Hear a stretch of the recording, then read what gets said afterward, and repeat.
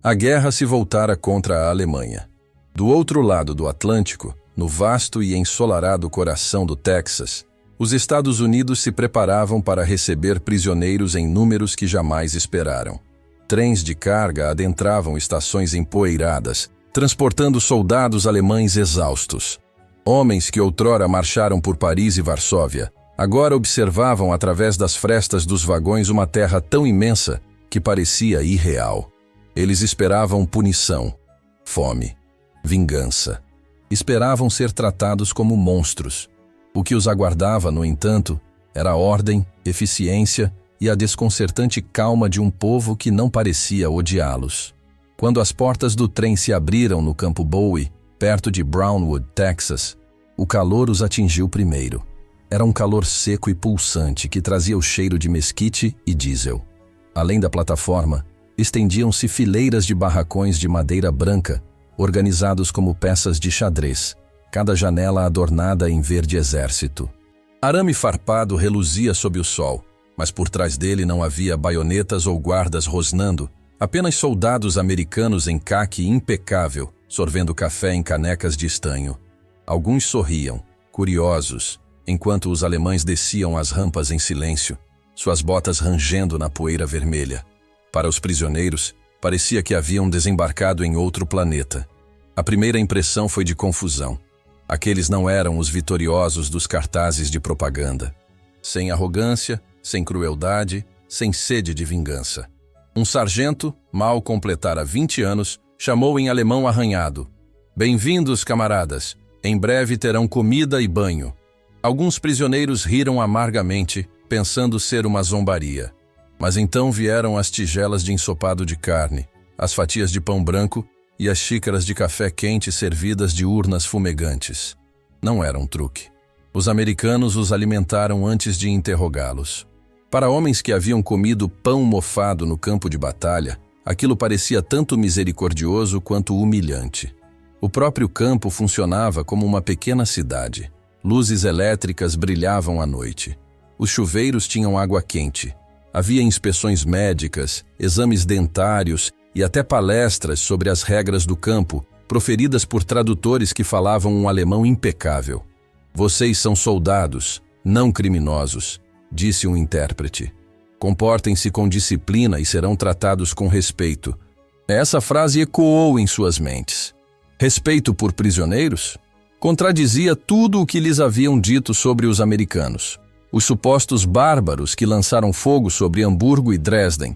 Alguns dos homens ainda usavam insígnias do Afrika Korps, seus uniformes desbotados pelo sol do deserto. Outros haviam lutado na Itália ou na Normandia, seus olhos vazios por meses de retirada. Um oficial, o Oberleutnant Becker, escreveu mais tarde em seu diário: "Eles não gritam conosco, não nos agridem. Até pedem desculpas ao nos contar.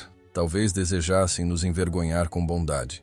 Para um homem treinado na obediência e no medo, aquela civilidade era desarmante. O inimigo estava se comportando como se a guerra já tivesse terminado. Os dias se passaram em uma rotina estranha. Tarefas de trabalho preenchiam as manhãs. Limpar arbustos, consertar cercas, ajudar fazendeiros locais a colher algodão ou reparar celeiros. Os guardas eram vigilantes, mas relaxados. Falavam de beisebol, de garotas, de casa. Permitiam que os prisioneiros lessem jornais em alemão e até formassem orquestras. Era a civilização por trás do arame, e os homens não sabiam se deviam sentir gratidão ou escárnio. Certa noite, Becker ouviu 2 americanos discutindo sobre placares de beisebol e riu baixinho para si mesmo. O som o assustou. Fazia meses que não ouvia um riso que não fosse forçado. No entanto, sob a civilidade, havia um desconforto, algo que os alemães não conseguiam nomear. Vinha à noite, quando o campo ficava silencioso. Além das cercas externas, na escuridão ondulante, ouvia-se o som baixo e pesado de uma respiração. Depois, um rosnado abafado. Um som muito medido para ser selvagem, muito próximo para ser distante. Os homens se viravam em seus beliches, ouvindo. "Hund", sussurrou alguém. "Cães." Os rumores se espalharam pelos barracões pela manhã. Os americanos tinham cães guardando o perímetro. Não apenas cães quaisquer, mas enormes, disciplinados, invisíveis. Os prisioneiros espreitavam pelas frestas da cerca durante a chamada, procurando por movimento. Viam apenas sombras e o brilho ocasional de olhos na grama. Então, uma tarde, enquanto o sol baixava, eles tiveram seu primeiro vislumbre real. Uma patrulha passou, 2 MPs americanos, e ao lado deles, 2 cães enormes, pretos e castanhos. Músculos ondulavam sob pelagens lustrosas. Os animais se moviam sem latir, cada passo sincronizado com seus condutores. Para os soldados alemães, a visão foi como um golpe. Eles conheciam aquela forma, aquele andar, aquelas silhuetas de peito profundo que outrora pertenciam à sua pátria. Rottweilers. Por um longo momento ninguém falou. Becker congelou. Sua respiração ficou presa entre o espanto e a vergonha. São nossos, murmurou alguém atrás dele. Os americanos os chamavam por nomes ingleses, Rex, Duke, mas sua linhagem era inconfundível. Cães alemães usando insígnias americanas. A ironia era profunda. A mesma raça outrora usada para patrulhar campos de concentração, agora protegendo cativos de qualquer mal. Um símbolo vivo de que o mundo havia virado de cabeça para baixo. Naquela noite, o campo fervilhava com conversas inquietas. Alguns prisioneiros estavam zangados. Como os americanos podiam transformar uma orgulhosa raça alemã em uma ferramenta de sua vitória? Outros viam algo mais perturbador. Os americanos não tratavam os cães com medo ou brutalidade. Eles os acariciavam, falavam suavemente, até compartilhavam pedaços de ração. Essas feras não eram símbolos de dominação, mas de controle, de força silenciosa. Um guarda coçou atrás da orelha de um Rottweiler e o animal se encostou afetuosamente em sua perna. Becker observava à distância, o peito apertado. Até os cães, pensou ele, são mais livres aqui do que os homens na Alemanha. Nas semanas seguintes, os cães se tornaram uma presença constante. Seus passos marcavam o tempo. Suas patrulhas silenciosas traçavam linhas invisíveis entre cativeiro e liberdade. Os alemães começaram a respeitá-los, até a invejá-los. E à noite, quando o vento trazia latidos fracos pela pradaria, homens que outrora gritavam Heil Hitler, sussurravam uns aos outros sobre o absurdo de tudo aquilo. O Reich desmoronando sob bombas, enquanto seus leais cães guardavam campos de algodão no Texas. Em meados de agosto, mais trens chegaram, trazendo novos prisioneiros que faziam as mesmas perguntas, olhavam para os mesmos animais e sentiam a mesma pontada de descrença. Espalhou-se pelo campo que esses cães eram alimentados com restos de bife, escovados diariamente e tratados por veterinários. Alguns alemães riram amargamente. Eles se importam mais com um cão do que Berlim se importava com seus feridos. Outros ficaram em silêncio, sabendo que era verdade. Pela primeira vez em anos, muitos começaram a se perguntar se a força era realmente medida em crueldade ou em disciplina, contenção e misericórdia. Quando a corneta tocou o toque de recolher, Becker permaneceu acordado, olhando para o teto. Lá fora, ele podia ouvir o fraco tilintar de uma corrente, o som de patas na terra seca. O pensamento era insuportável e estranhamente reconfortante ao mesmo tempo. Que mesmo na derrota, algo alemão havia encontrado um lar na terra de seus conquistadores. Ele fechou os olhos, o som desaparecendo na noite. Em algum lugar além da cerca, um Rottweiler parou, ouvindo o mesmo vento que trazia sussurros do outro lado do oceano. E pela primeira vez, Becker se perguntou não como havia perdido a guerra, mas a que tipo de pessoas ele a havia perdido. A manhã chegou com uma pálida luz texana, daquelas que suavizam tudo, exceto a verdade. Dentro do campo Bowie, os prisioneiros faziam fila para a chamada. O ar já aquecia, a poeira subindo do chão como uma fumaça tênue. Além da cerca, viam as mesmas patrulhas de ontem. Soldados americanos, altos e descontraídos, com seus rifles pendurados casualmente nos ombros. Mas naquela manhã, os olhos do campo não estavam nos guardas. Estavam nos animais que caminhavam ao lado deles. 2 imensos Rottweilers, suas pelagens brilhando em preto e cobre sob o sol, seus movimentos silenciosos e deliberados, como sombras que ganharam forma. Para os alemães, era como olhar para um reflexo distorcido pela derrota. A raça era inconfundivelmente deles, nascida nas colinas de Rottweil, criada por açougueiros para conduzir gado e guardar ouro. Eles os chamavam de Metzgerhund, cães de açougueiro, símbolos da disciplina e poder alemães. Vê-los agora em coleiras americanas, obedientes a comandos em inglês, era uma pequena humilhação envolta em pelo e músculo. Até nossos cães mudaram de lado, murmurou um prisioneiro amargamente, sua voz mal audível sobre o vento da manhã. Os guardas proferiam comandos amigáveis. Calcanhar, Duque, senta, Rex, como se falassem com velhos amigos. Os cães obedeciam com precisão mecânica, seus olhos fixos no horizonte. Não rosnaram, não mostraram os dentes, nem precisavam. Sua calma era mais perturbadora do que a hostilidade. Becker os observava de seu lugar na fila, a gola de seu casaco de campo esfarrapado arranhando seu pescoço. Ele havia treinado cães como aqueles perto de Munique, para patrulhas ao longo do Danúbio. Os seus próprios haviam sido ferozes, leais e inabaláveis. Mas estes tinham uma paciência estranha, uma inteligência silenciosa que parecia quase humana. Mais tarde naquele dia, Becker foi designado para uma equipe de reparo de cercas ao longo do perímetro norte. O sol queimava forte contra o arame enquanto substituíam postes soltos e apertavam fios com alicates.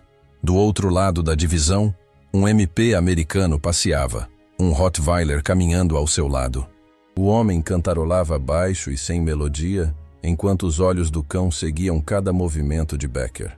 Não um rosnado, nem mesmo um tremor de agressão, apenas o olhar firme de uma criatura absolutamente segura de sua autoridade. Não foi a ameaça de violência que manteve Becker paralisado. Foi o controle. Na Alemanha, o controle vinha do medo. Aqui, vinha da disciplina. Ao se aproximar, o MP acenou educadamente, tocando a aba do boné. Dia quente hoje, disse ele em inglês lento, como se para encurtar a distância. Becker não respondeu. Seu inglês era precário, mas ele notou a mão do homem repousando levemente nas costas do cão, não como um comando, mas como um gesto de tranquilidade. As orelhas do Rottweiler se moveram, seus músculos relaxaram. Aquele pequeno toque o perturbou mais do que um rifle apontado para seu peito jamais poderia. Quando a patrulha passou, o parceiro de trabalho de Becker, um fazendeiro da Baviera chamado Neumann, exalou bruscamente. "Você viu isso?" Ele sussurrou. "Eles os tratam como soldados." Becker não respondeu. Ele observou a silhueta do animal desaparecer além da curva da cerca, sua cauda firme, a cabeça erguida. Os alemães haviam transformado seus cães em armas. Os americanos os haviam transformado em guardiões. De alguma forma, a diferença parecia moral. Naquela noite, os rumores se espalharam mais rápido que o calor. Alguns diziam que os americanos alimentavam os cães melhor que os prisioneiros.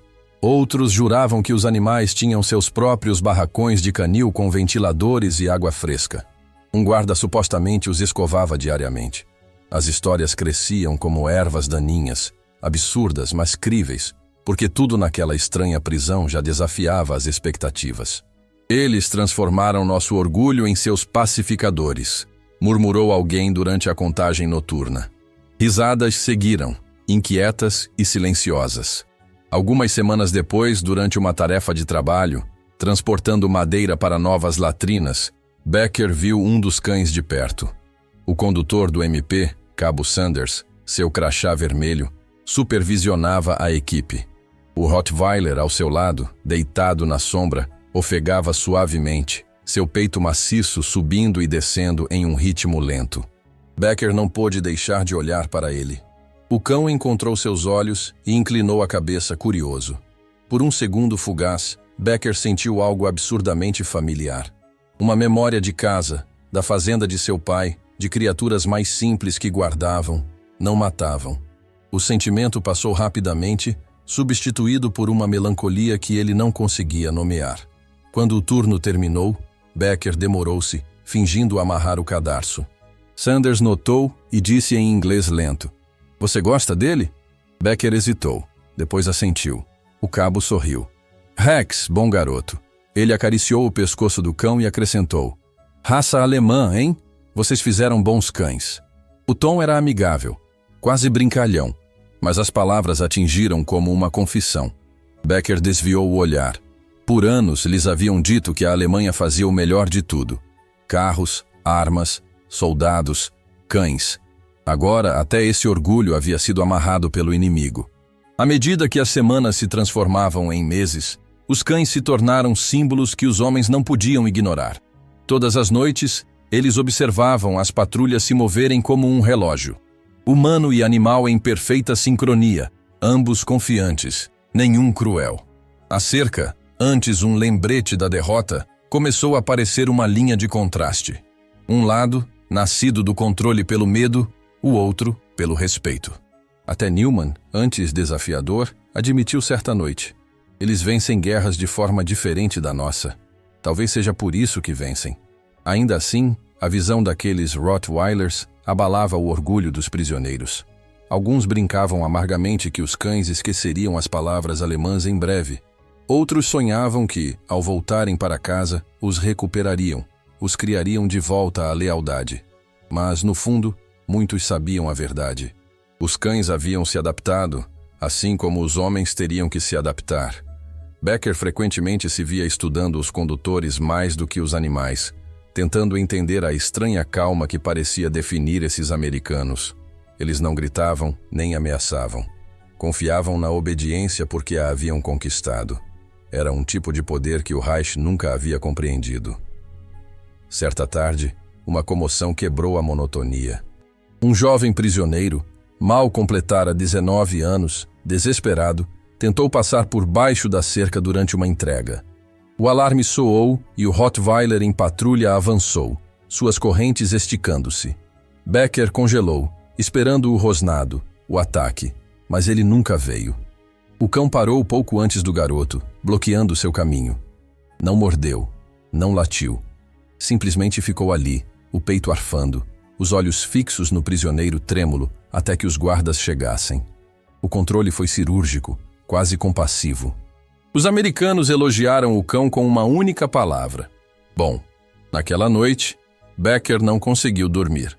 Ele continuava revendo aquele momento, a contenção, a autoridade silenciosa, a lição contida nele. Na manhã seguinte, ele escreveu em seu pequeno caderno emitido pelo campo: "A força não está na violência, está no que se escolhe não fazer." Com o tempo, os Rottweilers se tornaram parte do ritmo do campo. A pontuação constante entre manhãs e noites, entre o velho orgulho e a nova humildade. Os alemães começaram a desenhá-los, a nomeá-los em segredo, como se compreendê-los significasse compreender algo sobre si mesmos. Quando chegava o correio de casa, cartas cheias de desespero, bombardeios e fome, os cães permaneciam sentinelas constantes e silenciosas de um mundo que ainda fazia sentido. Certa noite, enquanto o sol se punha, Becker observou um condutor jogar um graveto para seu cão, logo além do arame. O animal o pegou ansiosamente, abanando o rabo, pura alegria em movimento. Becker sorriu sem querer. "Eles até os deixam brincar", disse Neumann suavemente. Becker assentiu.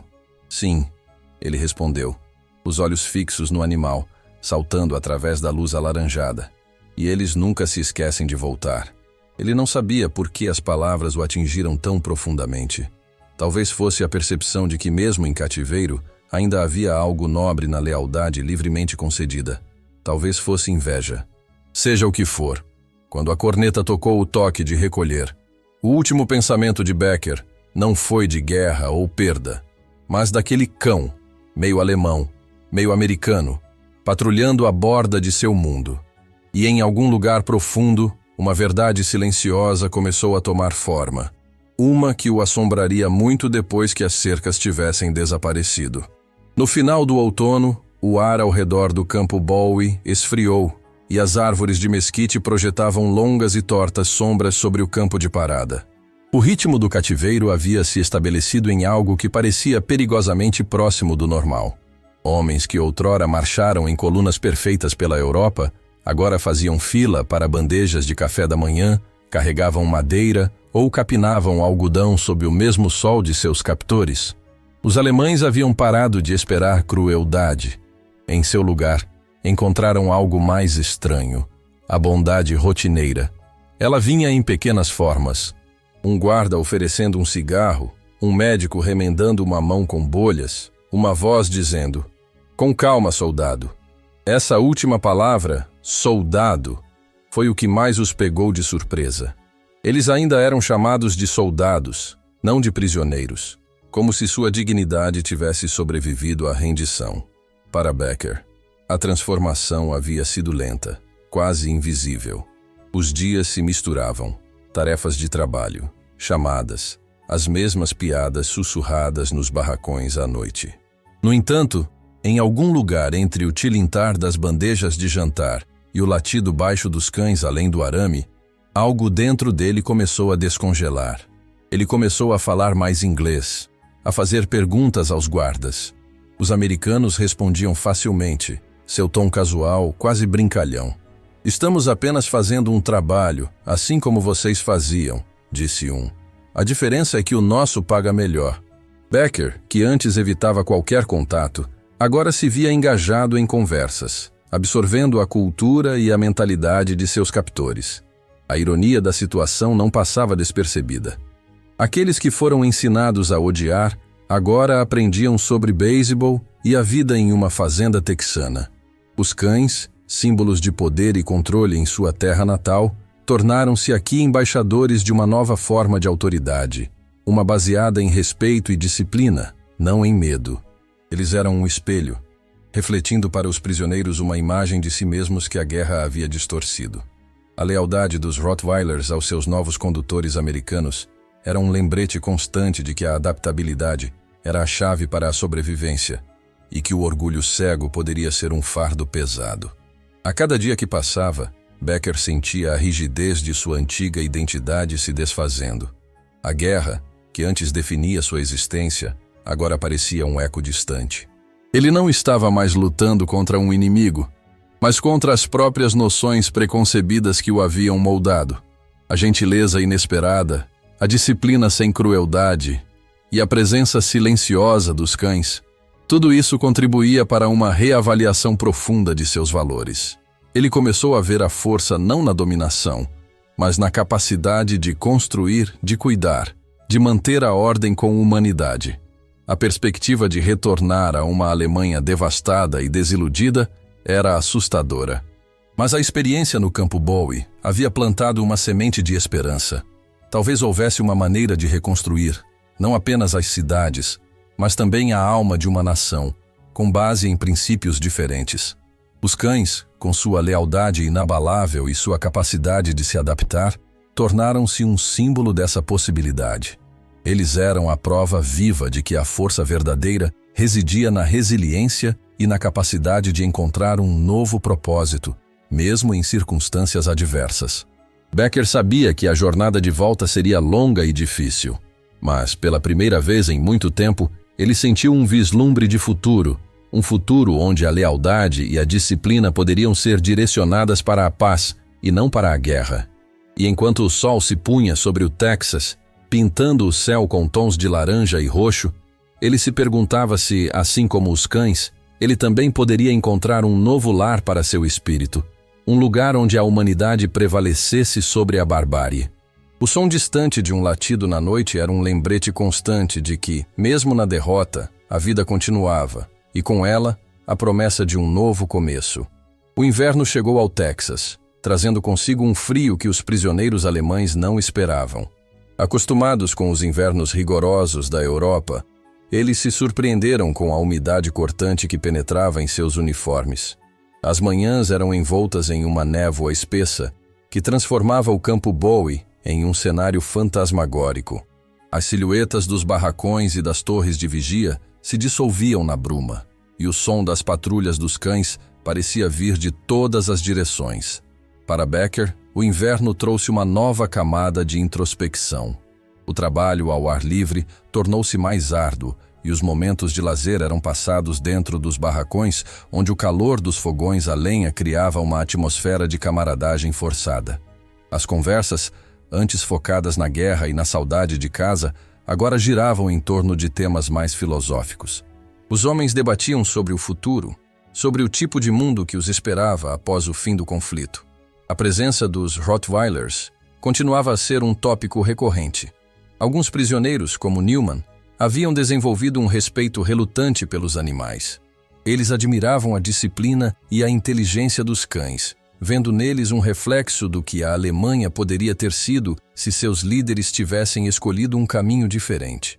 Outros, no entanto, permaneciam amargurados, incapazes de perdoar o que consideravam uma traição de um símbolo nacional. Certa noite, durante uma nevasca particularmente intensa, um dos cães, Duke, adoeceu. O animal, que normalmente era um exemplo de força e vitalidade, tornou-se apático e se recusava a comer. A notícia se espalhou rapidamente pelo campo, gerando uma onda de preocupação entre os prisioneiros. Eles observavam de longe enquanto o cabo Sanders e outros guardas cuidavam do cão, envolvendo-o em cobertores e tentando alimentá-lo com caldo quente. A cena era surreal, inimigos unidos pela preocupação com um animal. Becker se viu estranhamente comovido pela situação. Ele se lembrou de seu próprio cão, um pastor alemão chamado Blitz, que havia morrido em seus braços durante um bombardeio em Munique. A memória o atingiu com uma força inesperada, e ele sentiu uma pontada de empatia por Sanders, que claramente amava Duke. Nos dias seguintes, a saúde do cão piorou.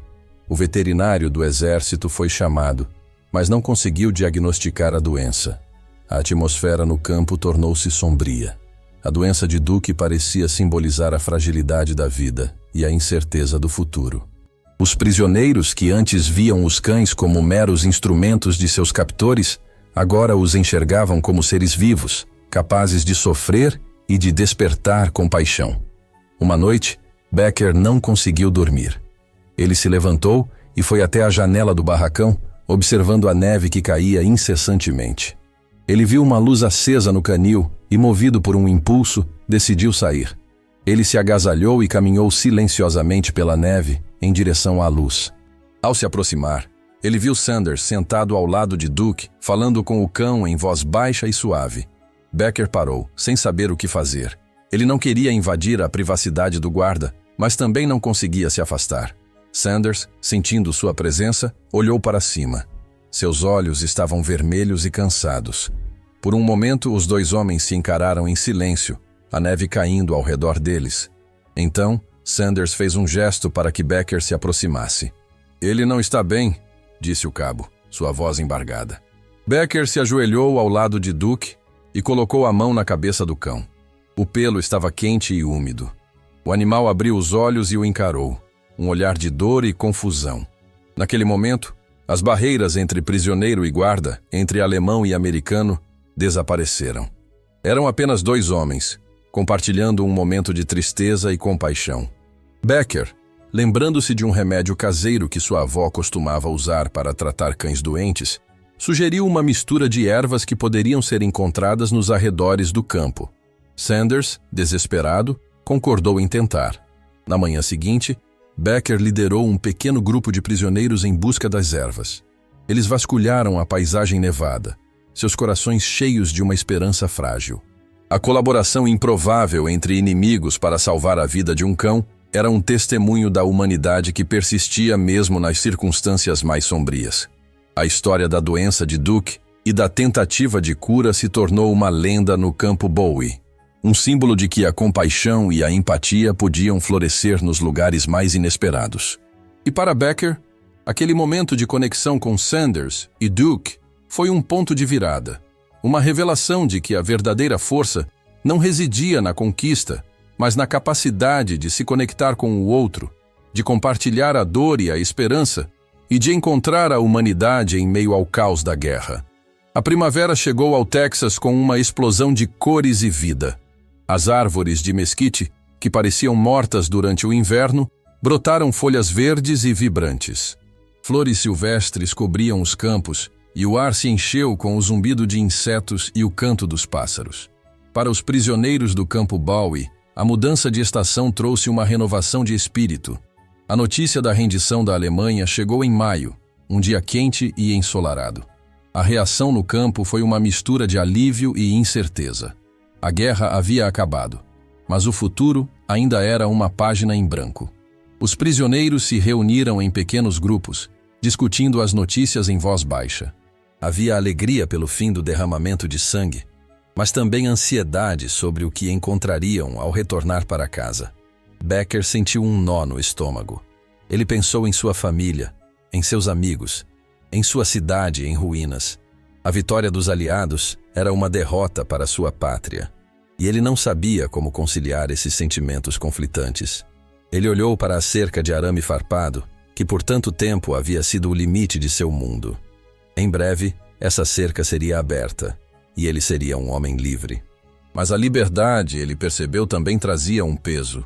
O peso da responsabilidade, da reconstrução, de encontrar um novo lugar em um mundo transformado pela guerra. Nos dias que se seguiram, a rotina do campo mudou. O trabalho diminuiu e os prisioneiros tiveram mais tempo livre. Eles organizaram jogos de futebol, concertos e peças de teatro. Havia uma atmosfera de festa agridoce, uma celebração do fim da guerra e uma despedida da vida que haviam construído no cativeiro. Os cães, que antes eram símbolos de opressão, agora pareciam companheiros. Os guardas permitiam que os prisioneiros se aproximassem dos animais, e muitos desenvolveram um afeto genuíno por eles. Rex e Duke, em particular, tornaram-se os mascotes não oficiais do campo. Eles corriam e brincavam com os prisioneiros, suas caudas abanando em um sinal de amizade que transcendia as barreiras da linguagem e da nacionalidade. Certa tarde, Becker estava sentado sob uma árvore, lendo um livro, quando Rex se aproximou e deitou a cabeça em seu colo. O cão o olhou com seus olhos castanhos e inteligentes, e Becker sentiu uma onda de gratidão. Aqueles cães, ele percebeu, haviam sido seus professores. Eles o haviam ensinado sobre disciplina, sobre lealdade, sobre a força da gentileza. Eles o haviam ajudado a encontrar sua humanidade em um lugar onde ele esperava encontrar apenas brutalidade. A partida dos prisioneiros foi organizada em grupos. Becker estava no último grupo a deixar o campo Bowie. No dia de sua partida, ele caminhou pelo campo uma última vez, despedindo-se dos lugares que haviam se tornado familiares. Ele parou em frente ao canil e viu Sanders escovando o pelo de Duke. O cão, que havia se recuperado totalmente da doença, parecia mais forte e saudável do que nunca. Sanders olhou para Becker e sorriu. "Ele vai sentir sua falta", disse o cabo. Becker se aproximou e acariciou a cabeça de Duke. "Eu também vou sentir a falta dele", respondeu ele, sua voz embargada. Os dois homens apertaram as mãos, um gesto de respeito e amizade que teria sido impensável alguns meses antes. Ao embarcar no trem que o levaria para casa, Becker olhou pela janela e viu o campo Bowie desaparecendo à distância. Ele levou consigo as memórias daquele lugar, as lições que havia aprendido, a amizade improvável que havia encontrado. Ele sabia que a jornada à sua frente seria difícil, mas ele também sabia que não estava mais sozinho. Ele carregava dentro de si a força e a resiliência que havia aprendido com os cães do Texas, e a esperança de um futuro onde a humanidade pudesse prevalecer sobre o ódio. E enquanto o trem avançava em direção ao horizonte, ele se permitiu sorrir, um sorriso genuíno e cheio de esperança, pela primeira vez em muito tempo. O legado do campo Bowie e dos cães Rottweilers perduraria na memória de Becker. Aquele período de cativeiro, paradoxalmente, havia sido um tempo de profunda liberdade interior, onde as verdades mais duras da guerra foram confrontadas com a inesperada gentileza. Ele compreendeu que a humanidade não se dividia em vencedores e vencidos, mas em indivíduos capazes de compaixão e resiliência. A imagem dos cães leais e disciplinados tornou-se um farol, guiando-o para um futuro onde a força não seria medida pela capacidade de destruir, mas pela de construir pontes e cultivar a paz. Com essa nova perspectiva, Becker estava pronto para enfrentar os desafios da reconstrução, levando consigo a esperança de que, assim como os cães haviam encontrado um novo propósito, a Alemanha também poderia.